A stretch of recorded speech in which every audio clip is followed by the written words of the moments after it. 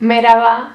¿Os acordáis que hace ya unos cuantos meses os conté cómo funcionaba el proceso anterior a una boda turca y os dejé en espera?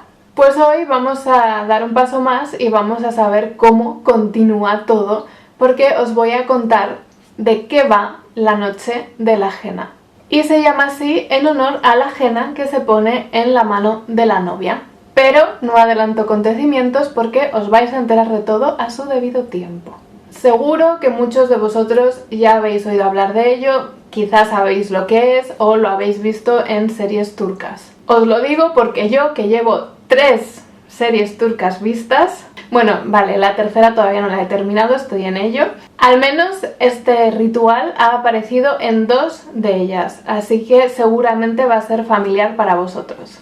Se trata del último ritual antes de la boda. Cuando ya está todo listo para la boda, se celebra la noche de la henna. Por lo tanto, suele tener lugar la noche antes o 2 noches antes, las noches previas a la boda. Se me ha olvidado decir que no es algo que se haga exclusivamente en Turquía, también se hace en otros muchos países, por ejemplo en los países árabes. Y es que es una fiesta bastante significativa porque simboliza muchas cosas. En primer lugar, la transición que va a tener la novia hacia su futura vida, que va a ser una vida de casada. Se le suelen dar ánimos para que esté tranquila y feliz a la hora de mudarse con su marido y dejar atrás a su familia.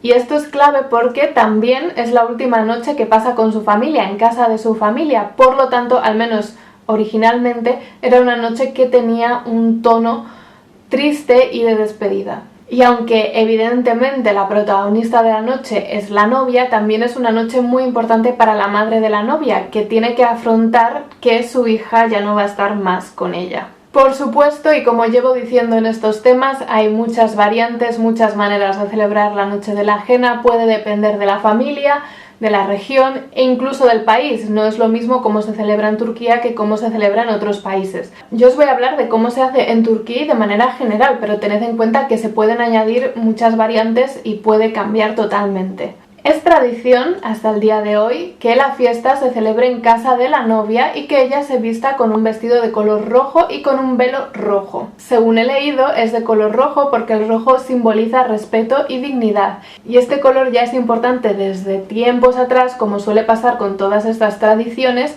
más concretamente del pasado tribal que tenían los turcos, del pasado nómada, puesto que he visto que las tiendas de campaña de los novios nómadas eran rojas. Como ya os he comentado, esta fiesta está pensada para que la novia pase tiempo con las mujeres de su familia, pero no os he dicho que también están invitadas las mujeres de la familia del novio. Van a ser ellas, de hecho, las que traigan los frutos secos, que se llaman frutos de henna, los pasteles y la propia henna. No lo he dicho, pero también se invita a vecinas y amigas. La parte más importante de la ceremonia consiste precisamente en poner la henna en la mano de la novia. La tradición dice que la henna tiene que ser preparada por una mujer que esté felizmente casada, que tenga hijos y que conozca las oraciones correspondientes. Luego la novia entra en la habitación escoltada por sus familiares y por sus amigas, todas ellas llevando velas y la henna en una bandeja de plata. Y la novia acaba sentándose en el centro de la habitación llevando ese velo rojo que os he comentado sobre la cabeza. Os voy a dejar unas imágenes de la serie que estoy viendo ahora, Kara para Aşk, que muchos seguro que ya la conocéis, y los que no la conocéis y sois de España y queréis verla, que sepáis que la tenéis en Nova. Si habéis escuchado la canción, es la canción tradicional que se utiliza para este momento, para la entrada de la novia en la habitación. Aunque en realidad, ya os lo digo, se va a bailar y a cantar toda la noche. Este tipo de canciones tienen en la letra mensajes dirigidos a la novia. Hablan de la tristeza de separarse de la familia y cómo la novia va a echar de menos su antiguo hogar, así que es muy probable que la novia y la madre acaben llorando esa noche. De hecho, y originalmente se consideraba positivo que lloraran porque se creía que esas lágrimas iban a traer felicidad. Y ahora vamos con el paso crucial de la noche. La futura suegra, generalmente, va a intentar colocar la henna en la palma de la novia. La novia va a intentar impedirlo cerrando y manteniendo el puño cerrado. Así que la madre del novio lo va a intentar otra vez, pero esta vez ofreciéndole una moneda de oro.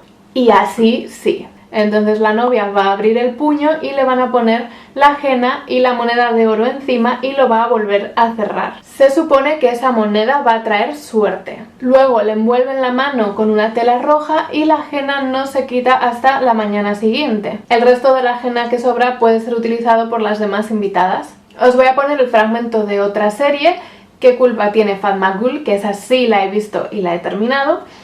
Por cierto, también la tenéis en Nova, para que lo veáis. Bueno, ya veis, vamos avanzando, que creíais que nos habíamos quedado ahí estancados en los procedimientos previos a la boda.